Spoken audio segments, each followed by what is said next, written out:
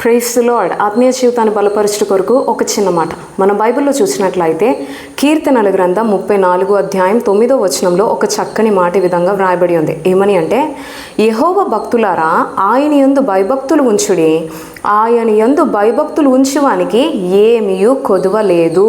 In Jesus name amen. ఇక్కడ భక్తుడు ఒక మాట చెప్తున్నాడు. యెహోవా భక్తులారా దేవుని యందు భయం భక్తి కలిగి ఉండండి అంటున్నాడు. మీరు దేవుని యందు భయం భక్తి కలిగి ఉంటే మీకేమీ కొదువ లేదు, మీకేం కొదువ రాదు, కొదువ ఉండదు అంటున్నాడు. ప్రియ దేవుని బిడ్డ, ఈరోజు నీ జీవితంలో కొదువులు కలిగి ఉన్నావా? ఉద్యోగ విషయంలో కానీ, వివాహ విషయంలో కానీ, సంతానంలో కానీ, అనారోగ్య పరిస్థితులని, ఆర్థిక ఇబ్బందులని, అప్పు బాధలని, రకరకాల కొదువులు కలిగి నీ జీవితం కొదువుల్లో ఉందా? కృంగుదలతో కొరతతో ఉందా? అయితే భక్తుడు ఒక మాట అంటున్నాడు, నువ్వు దేవుని ఆశ్రయిస్తే, దేవుని యందు భయం భక్తి కలిగి జీవించినట్లయితే నీ జీవితంలో ఏమీ కొదువ ఉండదు, ఏమీ కొదువ ఉండదు అని కింద వచనంలో ఒక మాట అంటున్నాడు. సింహపు పిల్లలు లేమి గలవై ఆకలిగొనును, యెహోవాను ఆశ్రయించు వారికి ఏ మేలు కొదువై ఉండదు. హల్లెలూయా.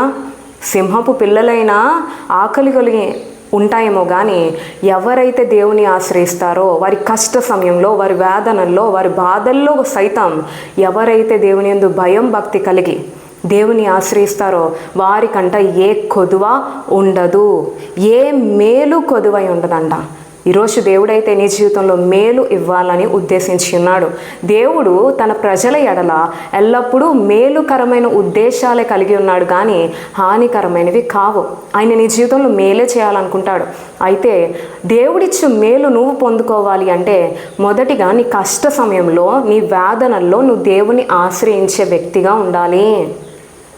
సంతోషం దినాల్లో ఎలా అయితే దేవుని యందు భయం భక్తి కలిగి జీవిస్తున్నావో, నీ కష్ట దినాల్లో కూడా, ఎటు తోచలేని పరిస్థితుల్లో కూడా దేవుని యందు భయం భక్తి కలిగి నువ్వు జీవించినట్లయితే, దేవుని ఆశ్రయించినట్లయితే నీ జీవితంలో ఏ మేలు కొదువై ఉండదు అని ప్రభు నీకే తెలియజేస్తున్నాడు.